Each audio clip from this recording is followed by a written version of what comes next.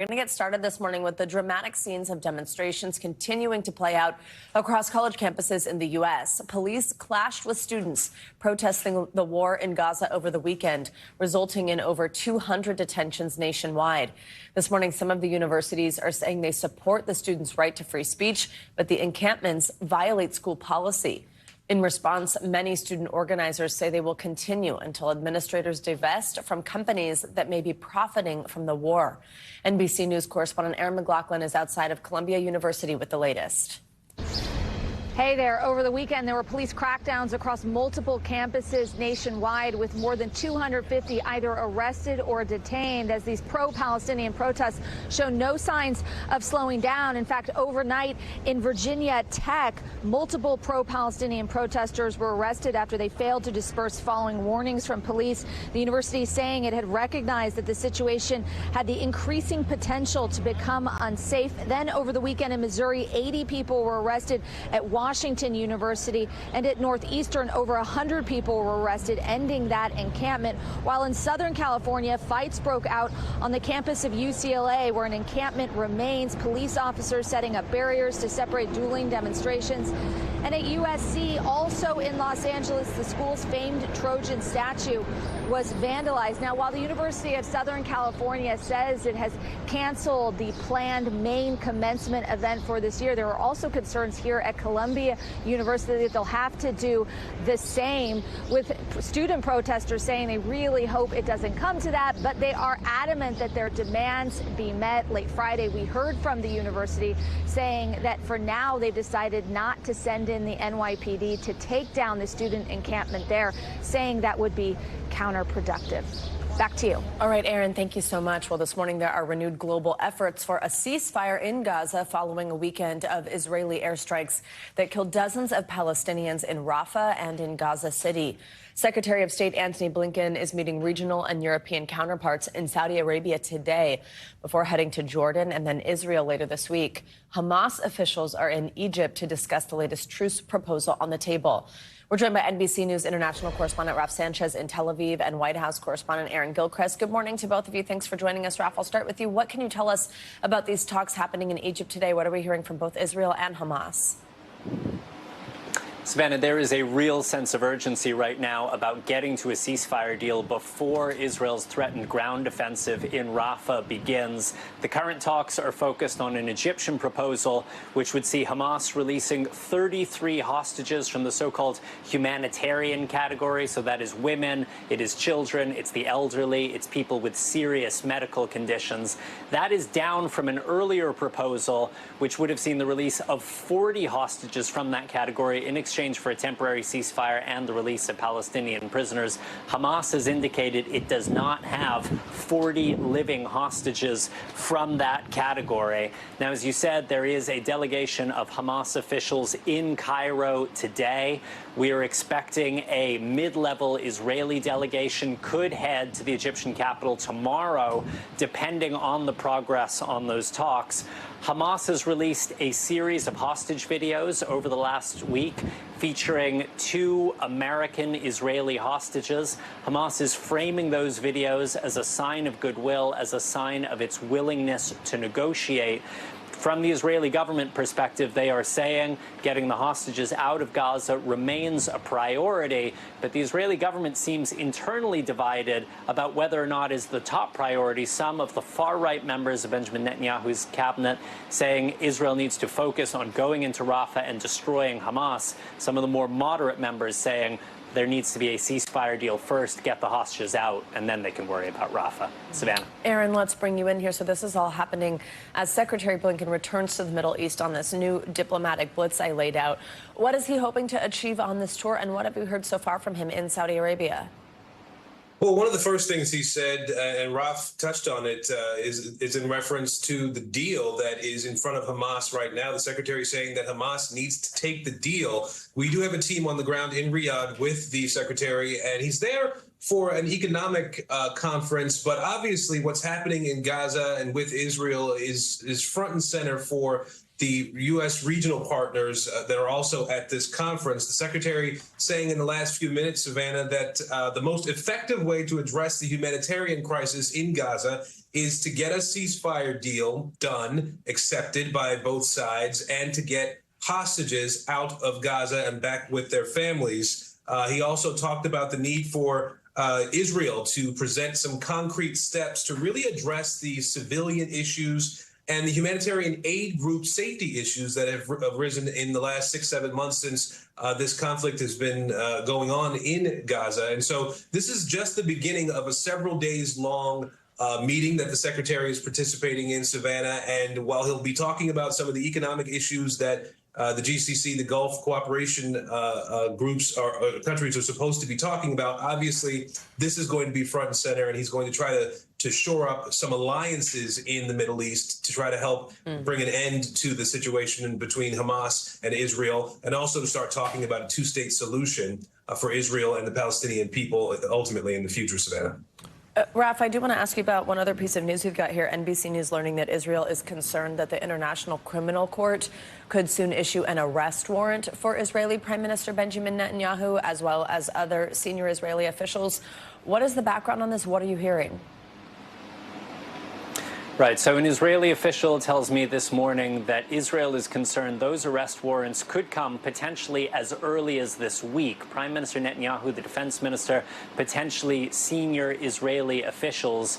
We asked the International Criminal Court about this. They said that they would not comment on any potential future arrest warrants, but they have confirmed that they have opened up an investigation into the situation in Israel and the occupied Palestinian territories. This Israeli official tells me that Israel is working through diplomatic channels to try to make sure that those warrants are not issued. It is not clear at this point whether the court also intends to issue warrants for the arrests of senior Hamas leaders, which is a possibility. Now, this would not lead to the immediate arrest of Netanyahu and others, but it could make it potentially quite difficult for the Israeli prime minister to travel to Europe, to travel to other countries that are signatories to the International Criminal Court, because in theory, those countries could find that they have an obligation to arrest the prime minister. This would put Prime Minister Netanyahu in the same category as Vladimir Putin, who had an arrest warrant issued against him for alleged war crimes committed in Ukraine.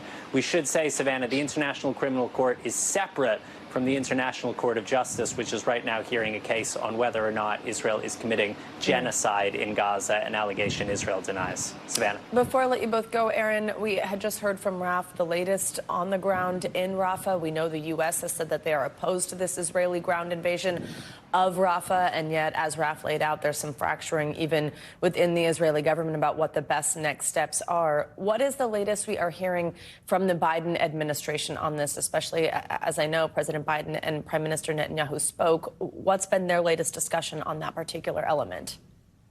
Yes, Savannah, the two leaders spoke just yesterday about a number of issues, and Rafah was one of them. One of the sentences that stood out to me in the readout that we got from that phone call was the leaders discussed Rafah, and the president reiterated his clear position. A very short, pointed statement there. The president's position has been that Israel should not go into Rafah with a massive military operation. The administration has talked about something that would be more surgical to really get to just Hamas as much as possible.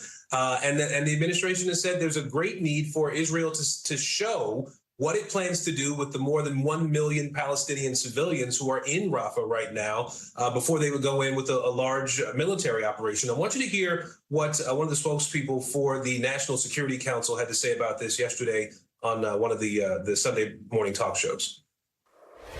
And we have to have a better understanding from the Israelis about what they want to do. As a matter of fact, we've had several staff talks with them. We intend to do that more. They've assured us that they won't go into Rafah until we've had a chance to really share our perspectives and our concerns with them. So we'll see where that goes. And we know, Savannah, that the U.S. has been sharing its perspectives, its concerns, and potentially some alternative operations that the Israelis could adopt. We just haven't gotten a real sense of what the response has been from Israel to those ideas from the U.S., Savannah. All right, Raf and Aaron, thank you both so much. Now to those deadly storms pummeling the South and Midwest over the weekend. At least 4 people are dead after a string of deadly tornadoes ripped through the region. In Texas, torrential rains brought flash flooding overnight, and there were tornado reports in Knox City and Trinity over the weekend. The small town of Sulphur, Oklahoma, took a direct hit from a tornado Saturday night. The downtown area was completely devastated, with buildings reduced to rubble. Many residents were rattled by the fast-moving storm. All the lights in my house went out. I could feel like the trailer lift up off the ground. 1 minute the skies are bright, next minute you're in a cellar. It came so fast. I didn't even really have time to think about it. And in neighboring Nebraska, multiple tornadoes plowed through Douglas County and surrounding areas near Omaha Friday. Neighboring Iowa also seeing tornado activity. NBC News correspondent Jesse Kirsch is in hard-hit Sulphur, Oklahoma. Jesse, good morning. I understand the governor toured this damaged area, the downtown area I mentioned that was sort of reduced to rubble at some points yesterday. The cleanup's just getting started. What is the latest there this morning? What are you seeing? Yeah, Savannah, we're on the outskirts of this debris field. You can see this utility line is off on the side. We've got shards of wood here, mangled wire, and behind me, blown out windows and bricks, piles of bricks just scattered on the ground here. And I'm just trying to be careful where I step as well because, you know, unfortunately we see this often enough, and there can always be glass and nails and other pieces of metal and debris that you want to be keeping an eye out for. So that's the situation here in Sulphur. And you just mentioned the 4 deaths, at least 4 deaths in Oklahoma. We now know of a 5th death in Iowa. So, unfortunately, the death toll climbing after a weekend of brutal weather. As you mentioned, the governor of Oklahoma toured here in Sulphur yesterday. Here's part of what he shared. Since I've been governor that I've seen a lot of damage. I've been around the state for, it's my 6th year. But what I saw downtown Sulphur, it's unbelievable. You just can't believe the destruction. Like, it seems like every business in downtown has been destroyed now. And again, locals have referred to this as a historic downtown, so you can imagine that's years of community history, at least physically, partially wiped out now, Savannah. Absolutely. And Jesse, what about in Texas? I mentioned that they got some rough weather, even just overnight. Tell us the latest there.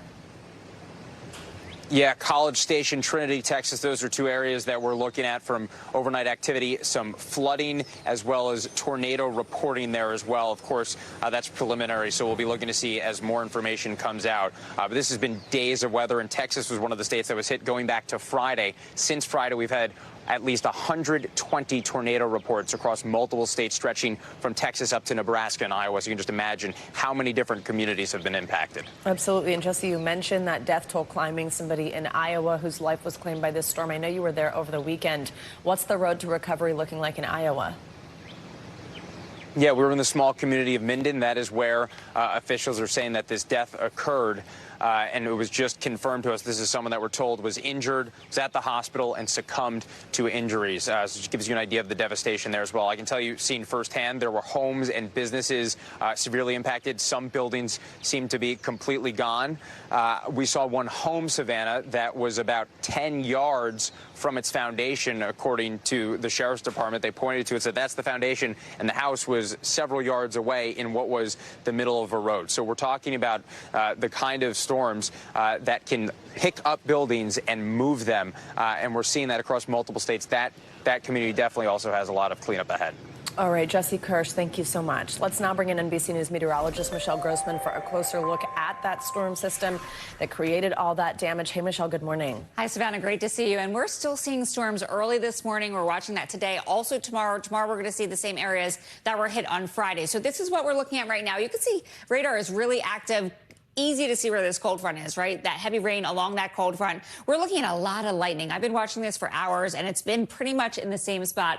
We're concerned about flash flooding as we go throughout the day. Hearing that thunder early this morning, and we do have the threat for severe weather along the Gulf Coast as we head throughout this Monday. And even into the Midwest, we're looking at those storms, also looking at some really heavy rain. So that's going to be the story as we go throughout the day, zooming in a little closer to what's happening in the south. Where you see this purple here, that could be indicating some hail hail falling as well. So everything's on the table in terms of winds gusting up to 60 miles per hour, the hail, the heavy rain, and a few chances for tornadoes along the Gulf Coast. I'll show you that in just a minute. But it's going to be another rough day today. Not as extreme as what we saw Friday, Saturday, or Sunday, but still we're looking at the chance for some really strong storms. Now, as we go throughout the rest of today, we're looking at the chance for winds gusting up to 60 miles per hour. There's that hail. Also, a few isolated tornadoes. So from Corpus Christi to Galveston, Jackson, New Orleans. And then in addition to that, we are looking at the chance for some flooding. We're seeing that right now in some spots. So 3 million people impacted. Where you see the red here, that is a flash flood warning, meaning flooding is happening now or it's imminent. So you want to take caution when you see this. That's happening down along the Gulf Coast as well. In the green is a flood watch. That's where 3 million people are impacted. And we will watch that closely throughout the day. This is why we're looking at hourly rates of 2 to 3 inches per hour. Where you see those brighter colors, that's where we're expecting the highest amounts of rain. These are summer-like thunderstorms that have a ton of moisture. And that's why we saw all that instability Friday, Saturday, and Sunday. And we're seeing the heavy rain today. So here's the setup. We have a cold front that's moving off to the east. Strong storms, heavy downpours along the Gulf Coast, and some gusty showers into the Ohio Valley as well. Then it's going to move off to the east tomorrow. We have storms sparking, unfortunately, into the afternoon across parts of the same areas that were hit the other day. So you can see the central plains into the southern plains have the chance for seeing some of those storms. The biggest chance for storms, though, will be Sioux City to Omaha, Des Moines, down to portions of Kansas City. 5 million people impacted. Sort of the same scenario. We're looking at the chance for large hail, really gusty winds, a chance for tornadoes, and then again on Wednesday. So these storms just keep going on and on, damaging hail. This is large hail, 2 inches or greater. Wow. The potential for some strong storms once again on Wednesday. So today, tomorrow, a little less in terms of extreme tornadoes, but we could see that once again on Wednesday. So we have to be prepared. That's exactly the message, safety. All right, Michelle, thank you so much. Sure. Thanks for watching. Stay updated about breaking news and top stories on the NBC News app or follow us on social media.